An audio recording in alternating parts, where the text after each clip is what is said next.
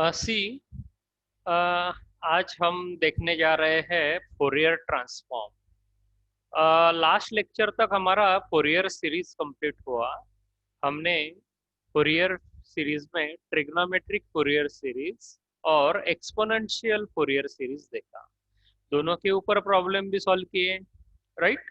अब हम Fourier series के बाद फोरियर ट्रांसफॉर्म में एंट्री कर रहे हैं।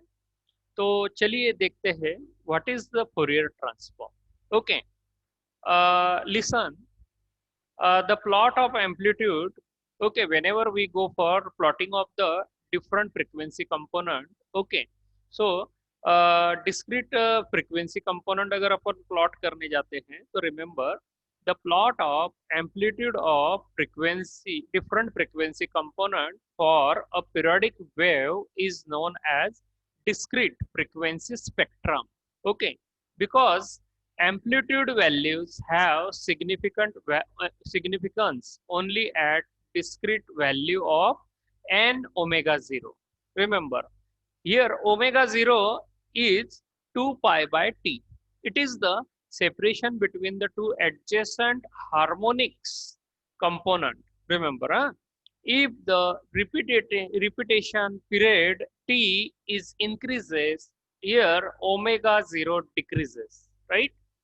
Remember, hence, when the repetition period t becomes infinity, okay, that is t, it tends to infinity, right? So the wave f of t will becomes non-periodic. The separation between the two adjacent harmonic component will be zero, means omega 0 is equal to 0. Therefore, the adjacent spectrum will becomes a continuous spectrum.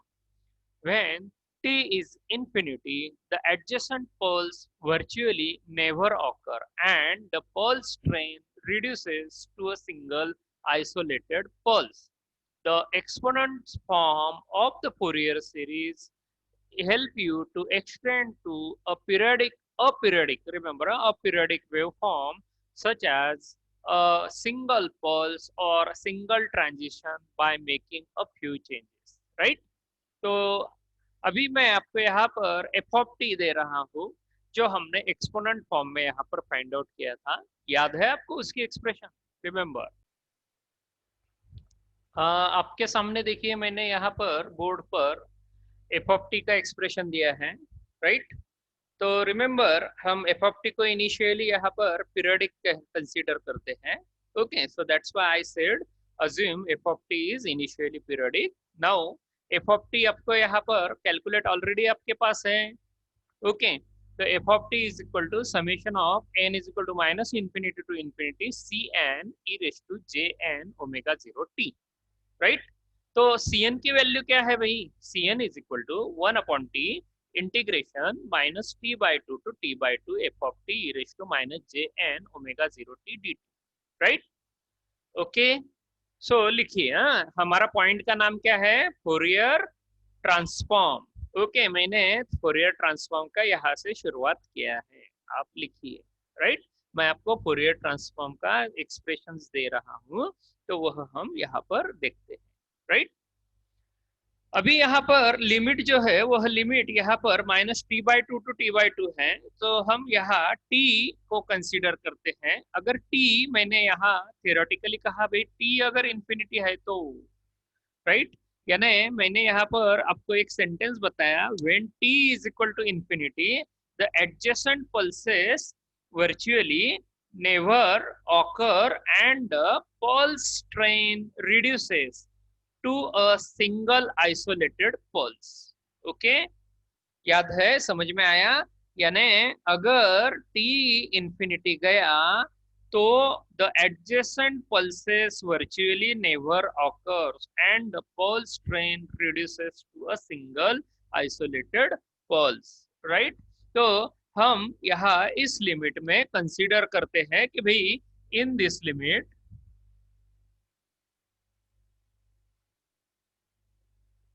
okay, the single pulse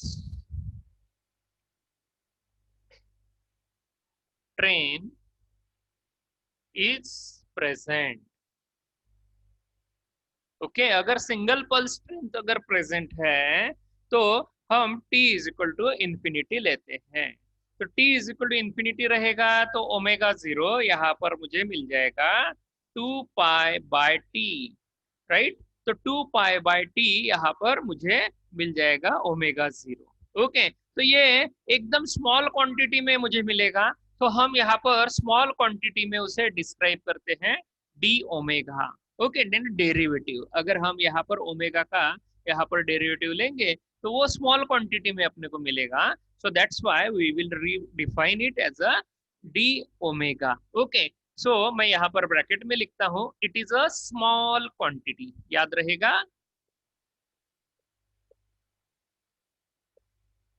right. तो यहाँ आप इस तरह T को अगर infinite अगर consider करोगे, अगर मुझे सिंगल पल्स ट्रेन अगर यहाँ पर प्रेजेंट अगर रही तो जो एडजेसेंट वर्चुअल जो पल्सेस है वह ऑकर नहीं होंगे and the pulse train reduces to a single isolated pulse. इसलिए यहाँ पर सिंगल आइसोलेटेड पल्स मैंने यहाँ पर T is equal to infinity लिया, और यहाँ मुझे फ्रीक्वेंसी जो है वह फ्रीक्वेंसी इस फॉर्म में मिलेगी omega zero is equal to 2 pi by T. लेकिन अगर वो सिंगल पल्स में अगर आइसोलेटेड हो गया तो वो फ्रीक्वेंसी यहाँ पर कम हो जाएगी ना भी। सो दैट्स व्हाई उसे मैं यहाँ पर स्मॉल डेरिवेटिव के रूप में यहाँ पर डिफाइन कर रहा हूँ D W of, okay in terms of D W. Okay तो मैं इसे कंसिडर कर रहा हूँ it is a small quantity, right. अगर मैं यहाँ पर 1/t लेता हूँ सो दैट्स वाई, अगर मैं यहाँ पर 1/t अगर लेता हूँ सो दैट्स वाई 1/t, तो ये ओमेगा जीरो अपॉन 2 पाई रहेगा, राइट। अगर ये ओमेगा जीरो अपॉन 2 रहेगा तो ये स्मॉल क्वांटिटी अगर ओमेगा जीरो है तो मुझे यहाँ पर डी ओमेगा अपॉन 2 पाई नहीं मिलेगा क्या, राइट। समझ में आई मेरी बात? देखो 1/t अगर मैं यहाँ पर लेता हूँ सो दैट्स वाई ये 2 पाई यहाँ पर डिनोमिनेटर में आ जाएगा। ये ओमेगा जीरो मुझे यहाँ पर एक सिंगल पल्स के लिए मिलेगा, उसकी फ्रीक्वेंसी यहाँ पर स्मॉल माइन्यूट मिलेगी, तो वो रहेगी डी डब्ल्यू। तो डी डब्ल्यू यहाँ अगर रहेगा तो उसे डिवाइड बाय 2 पाई यहाँ रहेगा, राइट। समझ में आ रहा है मेरी बात? कोई ट्रबल भाई? ओके लिखिए लिखिए।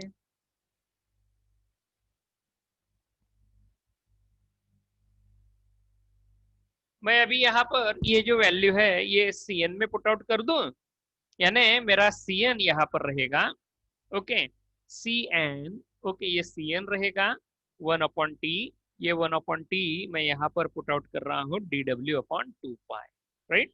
So that's why D W upon 2 पाई एकदम स्मॉलर फ्रिक्वेंसी रहेगी।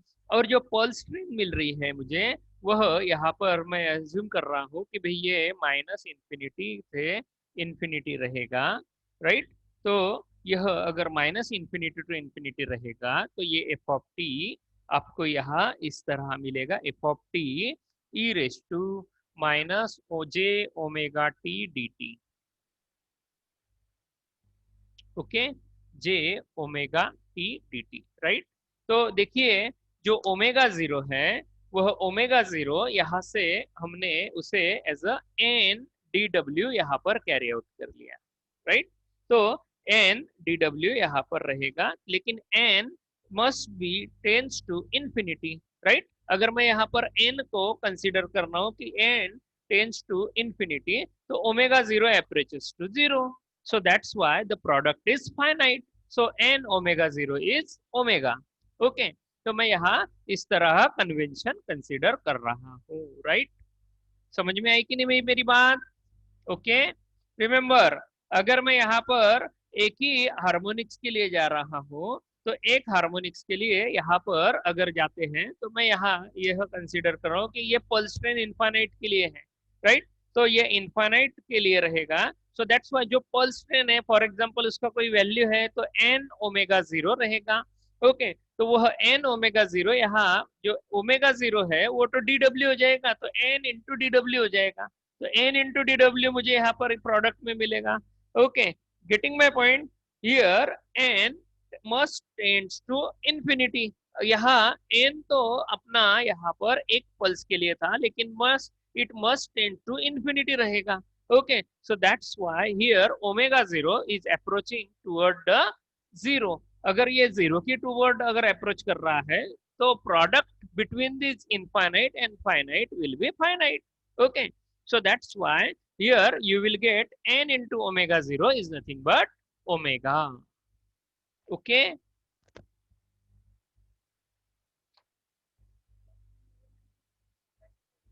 black.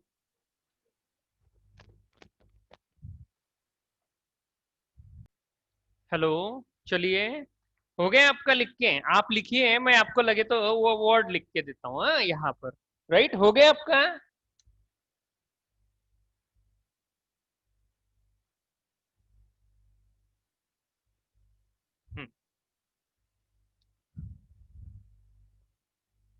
Okay, I am writing here why I am taking this. Okay, for n harmonic. Okay, for nth harmonic in the Fourier series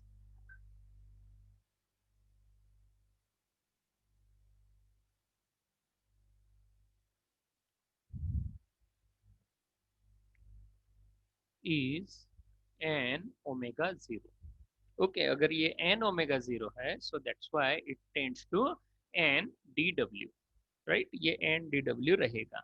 Okay, so here n must tend to infinity. Okay, as omega 0 approaches 0.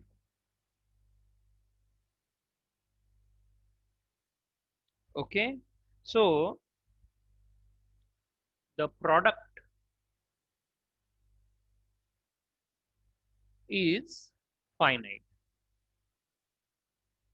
Right, इन दोनों का जो product है वो finite रहेगा. So that's why that is an omega 0 is nothing but omega. So that's why I putted here omega. Right, समझ में आई बात? हम्म, चलिए. ओके, हो गया आपका ये हो गया, ये लिख लीजिए. चलो, ये क्लियर कर लूं भाई.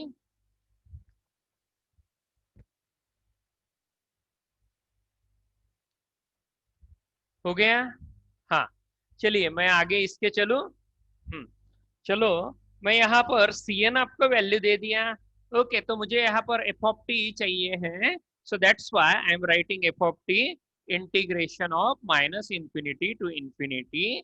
Okay, D W upon 2 pi integral of minus infinity to infinity. ये जो यहाँ पर जो सम है, जो सम का टर्म है, summation of N is equal to minus infinity to infinity, वो मैंने यहाँ पर इस तरह उसे रिप्लेस किया है माइनस इंफिनिटी टू इंफिनिटी. हाँ, both are same thing. Right, so that's why हम यहाँ उसे इस फॉर्म में लिख रहे हैं. राइट, ये मेरा सी एन का टर्म रहेगा D W by 2 pi integration of minus infinity to infinity. Okay, F of T. Okay, E raise to minus J omega T D T. Okay, और ये रहेगा यहाँ पर इसका exponent E raise to minus J omega T.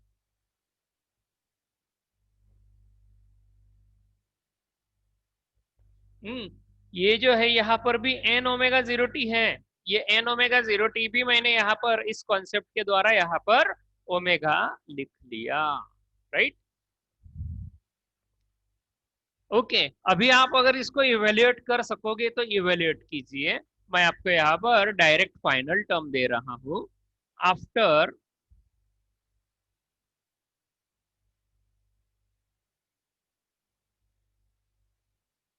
Okay, if you do evaluation, if you do integration, remember, अगर आप integration करते हो तो ये एफ ऑफ टी यहाँ पर टी एज अ रहेगा, तो उसे यहाँ पर इंटीग्रेशन में वो एज अ ओमेगा हो जाएगा. सो दैट्स व्हाई यहाँ मुझे मिलेगा the quantity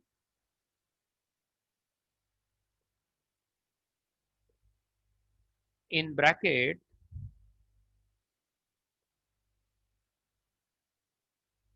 is a function of frequency. Okay, it is the function of frequency only, and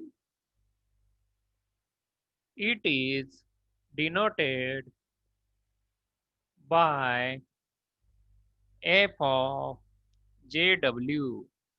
Okay, so that's why you will get f of jw is equal to minus infinity to infinity f of t e raised to minus j omega t dt. इस expression को हम कहते हैं, it is called, okay समझ में आ रहा है, it is called Fourier transform, okay, of F of T. Okay, ये रहेगा Fourier transform of F of T. Okay, तो याद रखिए मैं इसको इवेल्युएट नहीं किया हूं, मैंने आपको इसलिए लिख दिया after evaluation this quantity in the bracket is a function of frequency only and it is denoted by f of jw. Okay, अगर f of jw से आप उसे डिनोट करोगे तो आपको मिलेगा यहाँ पर f of jw is equal to integral of minus infinity to infinity f of t raised to j omega t dt. Okay, तो हम इसे कहते हैं Fourier transform of f of t। Right right right, लिखिए लिखिए। हाँ, तो ये रहेगा फोरियर ट्रांसफॉर्म, और इसको अगर हम यहाँ पर अगर एफ ऑफ टी अगर पुट आउट कर लोगे, ओके, तो आपको यहाँ उसे मिल जाएगा इनवर्स फोरियर ट्रांसफॉर्म। राइट, ये लिखिए आप यहाँ पर, आप लिख लो पूरा, हो गया आपका। ओके, मैं ये ऊपर वाला ये जो लाइन है ये क्लियर कर देता हूँ, ये भी लाइन क्लियर कर लेता हूँ। ओके, हाँ, ओके, इसके बाद आगे, okay, now put f of t in equation 1। Okay, जो इक्वेशन 1 मैंने मार्क किया है ना, मैं उसमें पुट आउट कर रहा हूँ। सो that's why I will get f of t is equal to 1 upon 2 pi, okay, integral of minus infinity to infinity, okay, f of jw, okay, e raised to j omega t dw, right. Okay, और आपको इस तरह भी मिलेगा f of t is equal to minus infinity to infinity, okay, f of jw, okay, e raise to j omega t dt, sorry df, okay, इस form में। हाँ, okay, हो गया आपका, ये लिख के हो गया, ये हो गया। ओके, जिनका नहीं हुआ है वो पॉज करके लिखना। Okay, okay, this is called, ये एक्सप्रेशन को this is called inverse Fourier transform. Right, ये ध्यान में रखो, ये यहाँ पर हमारा ये फोरियर ट्रांसफॉर्म का ये एक्सप्रेशन में यहाँ पर दिए हैं, तो ये याद रखिए, ये F of T F of J W रहेगा, ये एफ ऑफ टी रहेगा, इसे कहते हैं Fourier transform of F of T, और ये रहेगा इनवर्स फोरियर ट्रांसफॉर्म। हम इन दोनों के लिए अभी यहाँ पर जा रहे हैं। राइट,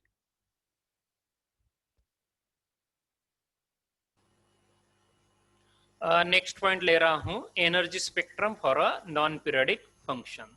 राइट, तो देखिए आपने यहाँ पर नॉन पीरियडिक यानी अपीरियडिक है, तो अपीरियडिक सिग्नल आपने ऑलरेडी देखा, और अपीरियडिक सिग्नल के लिए आपने यहाँ फाइंड किया फोरियर ट्रांसफॉर्म। ओके, तो अब यहाँ ये हम एनर्जी स्पेक्ट्रम फाइंड करने जा रहे हैं फॉर दैट सिंगल पल्स। तो इसे कहा जाता है energy spectrum for a non periodic function, या उसे पॉपुलरली इसलिए इसे इस तरह भी कहा जाता है रेलाइट एनर्जी थ्योरम, या मोस्ट ऑफ द केसेस में उसे कहा जाता है Parseval's theorem. Okay, so that's why इस तरह आप उसे यहाँ पर अंडरस्टैंड कर सकते हो। रिमेंबर, ये पार्सेवल्स है, तो लिखते जाओ। तो यहाँ आपको नॉन पीरियडिक वेव यहाँ पर दी रहेगी, तो अपीरियडिक वेव यहाँ अगर रहेगी तो उसका एनर्जी सिग्नल जो है वह हम कंसीडर करने जा रहे हैं सिंगल पोल्स के लिए। ओके उसका टोटल एनर्जी आपको यहाँ पर रिमेंबर उसका लिमिट देके रखा है minus infinity to infinity. Okay लेकिन उसका टोटल एनर्जी जो रहेगा वो रहेगा यहाँ finite, right. So that's why यहाँ अगर आप उसका एवरेज पावर अगर कंसीडर जाते हो या उसे आप कह सकते हो energy per unit time, okay it is zero, right? Because what will be the reason? 1 upon t directly tends to 0. Okay, so that's why t tends to infinity. Hence the total energy associated with f of t you can write with the help of f of t. So we will write energy in terms of E. Okay, energy is denoted by E. Okay, so that's why E is nothing but equal to minus infinity to infinity. जो मैंने यहाँ पर total energy लिया minus infinity to infinity. Okay और यहाँ उसे कहा कि भाई it is a function. Okay so that's why F of T square D T, right. समझ में आई है? ओके तो हम एनर्जी को इस तरह डिफाइन करते हैं। We know F of T, F of T क्या है? F of T is okay यहाँ पर आपको एफ ऑफ टी स्क्वायर है, एफ स्क्वायर ऑफ टी है। ओके सो दैट्स व्हाई यहाँ हम एवरेज पावर लेने जा रहे हैं। So that's why F of T रहेगा F of T is equal to 1 upon 2 pi integral minus infinity to infinity F of J W E raise to J omega T D T, right. Right right लिखते जाओ, right बराबर है ना? बराबर है तो लिखो।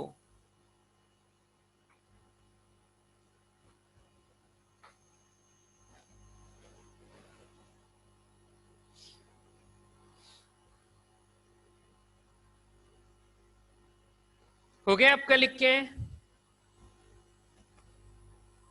मैं ऊपर वाला लाइन निकल लू भाई? आपने हेडिंग तो लिख लिया होगा अभी तक, मिनिमम हेडिंग लिख लिया होगा। आगे चलता हूं। हाँ चलिए मैं क्या करता हूं ये E में आपको ये एफ ऑफ टी की वैल्यू यहाँ पर पुट आउट करता हूं और उसे सॉल्व करता हूं, right. So that's why E is equal to okay integration minus infinity to infinity, ये रहेगा minus infinity to infinity. Okay तो ये एफ ऑफ टी अगर पुट आउट करोगे so that's why it is equal to F of T, right. Okay you will get F of T into 1 upon 2 pi, मैंने उसे solve किया है, right, minus infinity to infinity. Okay F of J W okay E raise to J omega T, right, D W. Okay ये रहेगा D W और ये रहेगा आपका डी टी। बात समझ में आई? ओके तो remember E is equal to minus infinity to infinity, ये रहेगा एफ ऑफ टी, तो ये एफ ऑफ टी का स्क्वायर यहाँ पर लिया। ओके तो मुझे मिला यहाँ एफ ऑफ टी ओके ये into 1 upon 2 pi integral minus infinity to infinity okay F of J W into E raise to minus J E raise to J omega T D W okay into D T, right. तो F of T into F of T okay F square of T किया, F of T into F of T की value वहां पर put out की, right. चलिए करूं clear? ये बात समझ में आई आपको?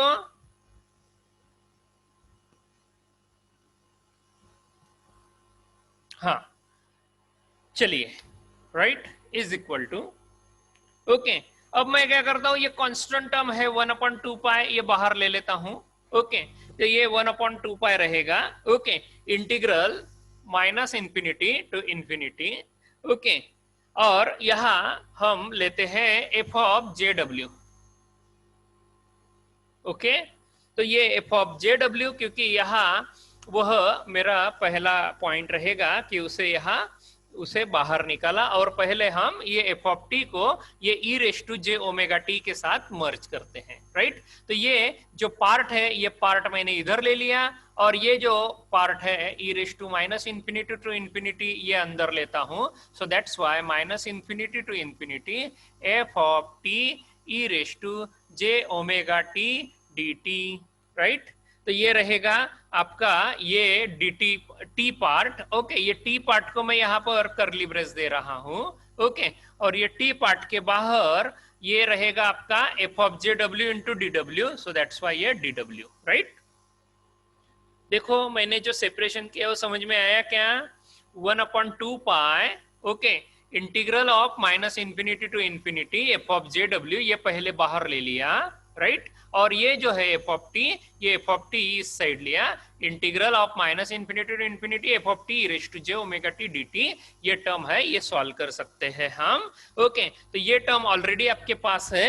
वह टर्म आप अगर देखोगे आपके पास तो वह है यहाँ as a F of J W, right. तो अगर आप उसको ऑब्जर्व करोगे तो वो रहेगा यहाँ, ओके, उसका रिवर्ट, ओके, क्योंकि आपके पास है F of J W. Okay, मैं आपको लिख ही देता हूँ, वी नो, यानी और एक स्टेप बढ़ेगी, we know F of J W is equal to minus infinity to infinity F of T E raise to minus ओमे J E raise to minus J omega T D T, right.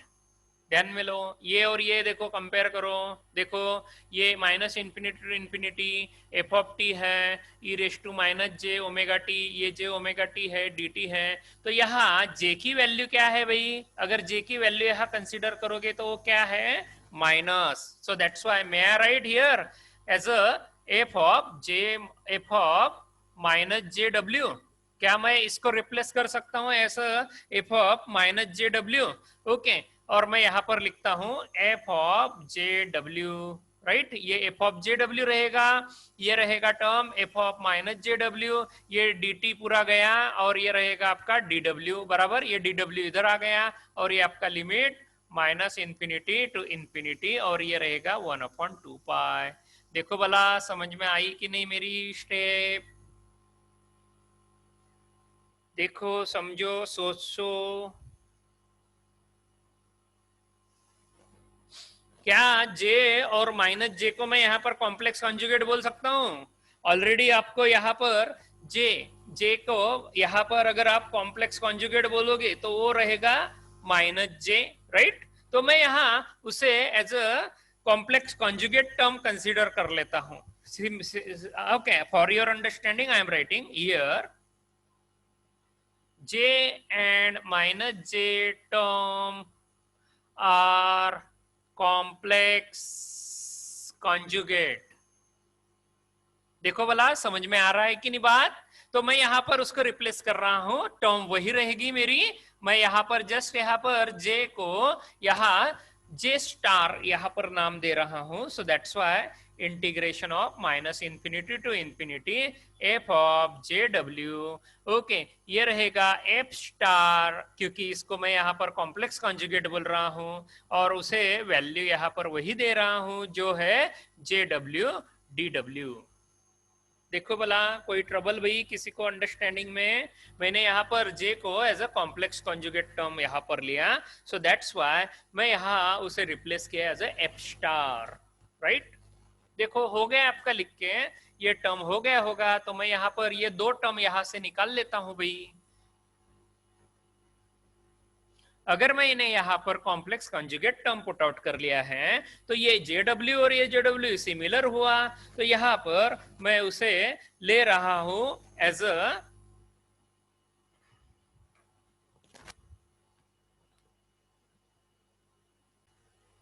मैं यहाँ पर absolute value लेता हूं अभी, right.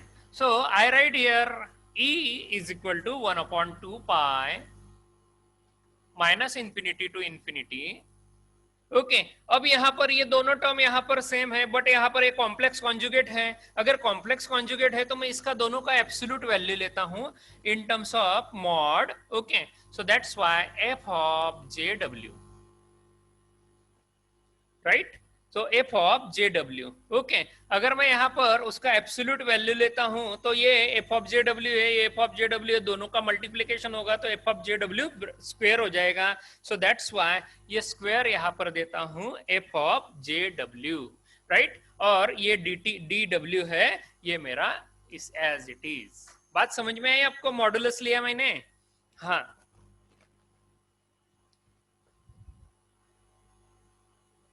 Right.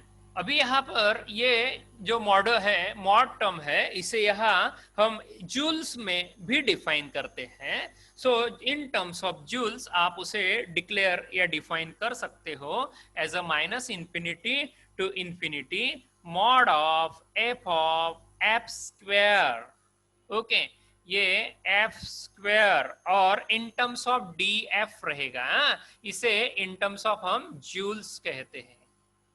Okay, तो इसका unit रहेगा जूल्स और ऊपर वाले का रहेगा एंगुलर फ्रीक्वेंसी। राइट, बात समझ में आई?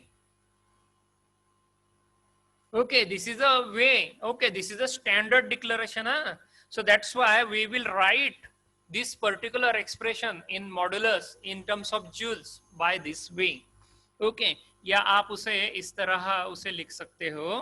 Okay, minus infinity to infinity mod f of t bracket square dt, या आप उसे कह सकते हो integral of minus infinity to infinity f of okay mod f of okay f square df.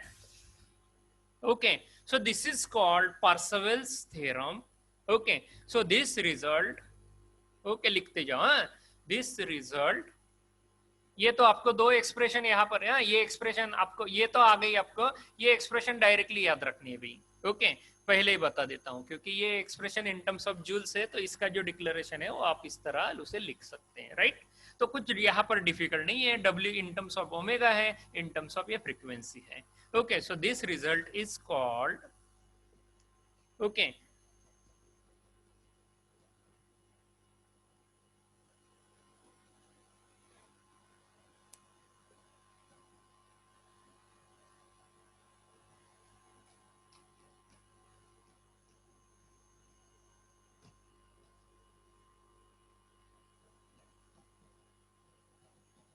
Okay, तो इस थ्योरम को हम यहाँ कह सकते हैं पार्सेवल्स थ्योरम।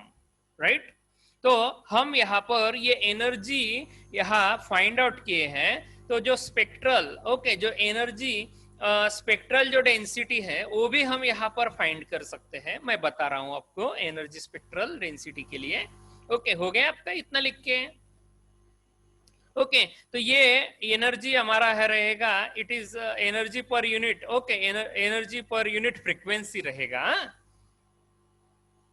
अगर आप यहाँ इंटीग्रेशन अगर कैरी आउट करते हो, इस एक्सप्रेशन का अगर आप इंटीग्रेशन अगर कैरी आउट करोगे तो आपको पॉजिटिव एंड नेगेटिव फ्रीक्वेंसीज मिलेगी। ओके, तो अगर वो पॉजिटिव नेगेटिव फ्रीक्वेंसीज लोगे तो आपको यहाँ पर रियल और इमेजिनरी फ्रीक्वेंसी आपको मिल सकती है। राइट, मैं आपको लिख के दे रहा हूं। हो गया आपका? ये हम एक्सप्रेशन नंबर, हमने कोई एक्सप्रेशन नंबर दी क्या भाई? नहीं, इसमें अभी हमने एक्सप्रेशन नंबर नहीं दिया, तो मैं यहाँ पर एक्सप्रेशन नंबर 1 दे रहा हूँ। ओके, यहाँ लिख रहा हूँ the equation 1, okay, the equation 1 integration results. Okay, लिखिए, the integration 1 result is carried out over positive and negative frequency.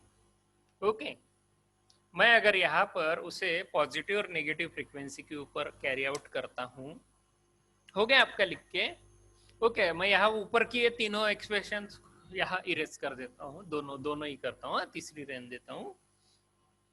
Okay, so after getting this positive and negative frequency, okay, if f of t is real, okay, अगर f of t अगर real रहेगा, then okay, f of jw mod of f of jw is directly proportional to mod of f of minus jw. Right? right? So we will get E is equal to 1 upon 2 pi integral minus infinity to infinity f of omega, okay, mod square dw, okay, या आप उसे कह सकते हो 1 upon pi integral 0 to infinity, okay, mod F of J W square D W, okay, या उसे आप कह सकोगे in terms of spectral, in terms of spectral 0 to infinity, right, 0 to infinity s of omega dw, okay, s बोले तो क्या, s बोले तो यहां पर हम उसे कह सकते हैं energy spectral density, so that's why s of omega is energy spectral density, okay, याद रखिए एनर्जी स्पेक्ट्रल डेंसिटी, ये वर्ड आपको कभी फ्यूचर में काम आएगा, ओके। तो mostly in digital signal processing तो हम यहाँ पर energy spectral density find out करने जाते हैं, तो मोस्टली पावर इलेक्ट्रॉनिक्स रहे या आप कोई सिग्नल प्रोसेसिंग के, या कोई अगर आप एम्बेडेड रहे, इंटरनेट ऑफ थिंग्स रहे, या फिर आप कोई हार्डवेयर लेवल पे काम कर रहे होगे, तो आपको वहां पर एनर्जी स्पेक्ट्रल डेंसिटी की वहां पर जरूरत पड़ सकती है, so that's why S of W is a energy spectral density, okay, so that's why s of w, okay, we will say it is nothing but mod of f of omega, okay, f of omega square upon pi, okay, it is called energy spectral density, okay, it is called